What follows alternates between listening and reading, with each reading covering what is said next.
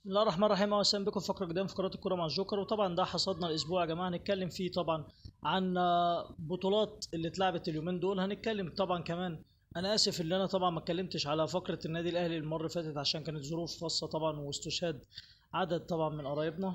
طبعا يا اخوانا قبل ما نبتدي فقرتنا ما تنسوش تدعوا لاخواتكم شهداء غزه، ربنا يا رب يصبرهم وينصرهم على من عداهم ومن خذلهم.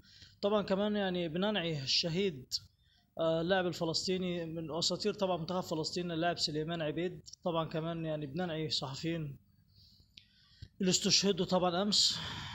وطبعا بسم الله نبدا. وطبعا باريس سان جيرمان يصنع التاريخ ويتوج بعد مباراه عصيبه جدا، بعد ريمونتادا قاسيه جدا. كان توتنهام متفوق بهدفين، لكن اللحظات الاخيره وطبعا الدقيقه الاخيره من وقت بدل ضايع راموس ينقذ باريس سان جيرمان، وركلات الجزاء تبتسم لباريس سان جيرمان 4-3 بركلات الجزاء. ومبروك لباريس وكل احبائه. طبعا كده باريس سان جيرمان بيصالح جماهيره طبعا بعد الخساره امام تشيلسي في كاس العالم للانديه.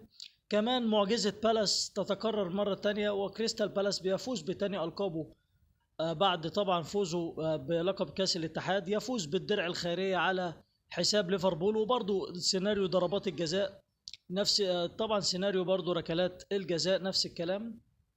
وطبعا يعني لا تعليق، يعني كلنا عارفين الكوره ملهاش كبير. يعني طبعا كان في تحفظ دفاعي من توتنهام، وتوتنهام نجح انه يتقدم بهدفين، لكن يعني مش زي مانشستر. يعني توتنهام حب يلعب بنفس طريقه مانشستر يونايتد اللي هو خد بيها الدوري الاوروبي، لكن باريس سان جيرمان فريق تقيل يا جماعه وعارفينه. طبعا مبروك لباريس، مبروك لكريستال بالاس. طبعا يا اخوانا هنخش على مباراه الاهلي، وطبعا يعني ثلاث علامات استفهام. يعني نفسي اعرف ريبيرو ليه طبعا ما بيلعبش بن شرقي يا جماعه؟ ليه مثلا تريزيجيه ما يلعبش بن شرقي بجناح، ومثلا مركز 10 ممكن يلعب فيه تريزيجيه؟ طب ليه ما بيلعبش اليو ديانج؟ طبعا علامه استفهام ثالثه اللي هي طبعا اشراك مصطفى شوبير، ودي طبعا دي ممكن وجهه نظر مدرب.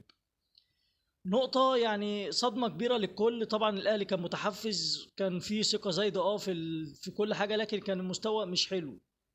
طبعا مجدي عبد العاطي كلنا عارفينه من وهو مدرب في نادي زد، عارفين طبعا طريقة لعبه الدفاعية البحت، وفي نفس الوقت الهجمات المرتدة بتاعته بيعرف يستفيد من الكور الثابتة.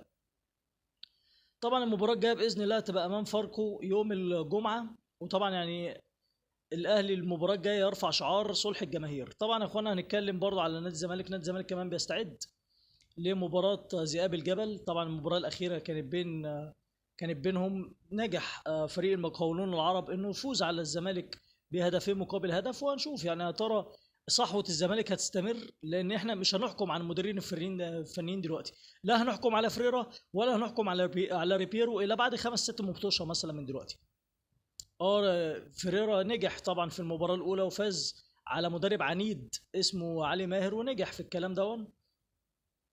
نخش بقى يا اخوانا على شوشو وشعللها يا شوشو. طبعا يعني الرابطه طبعا عاقبت جماهير نادي الزمالك ب100,000. وطبعا احنا قلنا احنا ضد الكلام ده ومش عايزين الكلام ده، لكن شوبير طبعا منزل كلمه على حساب طبعا موقعه على الفيسبوك، بيقول لك الادب فضلوه عن اللعب. لا، هي هبه اللي فضلوها عن اللعب يا شوبير، مش الادب.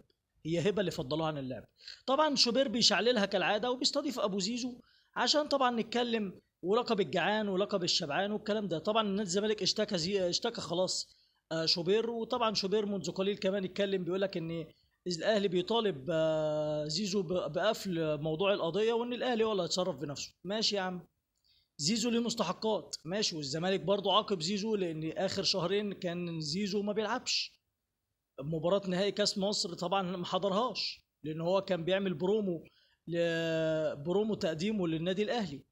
ده برضو مش عقوبات؟ زي ما ليك حقوق عليك برضو.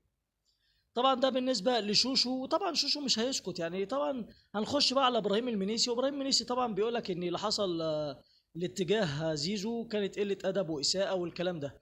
طب مع كل احترامي لاخواتي الاهلاويه، هو اللي كان بيحصل لشيكابالا الايام اللي فاتت ده كان ايه يعني؟ السنين اللي فاتت ده ايه؟ لا مؤاخذه في الكلمه، هو ده كان ربع جزء مثلا؟ طب مش هقول لك يا عم اللي حصل لحسام حسن في مباراة مودرن سبورت الأخيرة. طب جنش اللي شتم أبوه وأمه، كنت فين يا شوبير؟ يعني كلنا فاكرين شوبير تصريحه التاريخي لما قال لك المفروض اللعيب يستحمل ضغط الجماهير والكلام دون. وطبعا فاكرين لما رمضان صبحي شتم بابوه وأمه، فاكرين طبعا شوبير قال لما قال لك يحط قطنة في ودنه. طب بجد والله يا شوشو، أنت كنت فين من الكلام ده؟ ولا المصلحة بتحكم يا شوشو؟ يبقى المصلحة بتحكم يا شوشو. طبعا ده بالنسبه لاخ احمد شخير اللي بسم الله ما شاء الله، هبه مش هتوب، هبه عمرها ما هتوب. طبعا ده بالنسبه لهبه. نخش بقى يا اخوانا على مباراه اليوم ان شاء الله يوم الخميس. طبعا يعني نادي الاتحاد هيقابل فريق زد، وكمان طبعا سيراميكا عنده مباراة النهارده. ولكن سهرة اليوم هتبقى بيراميدز امام الاسماعيلي، مباراة تقيلة جدا على الاسماعيلي طبعا، بالتوفيق للفريقين.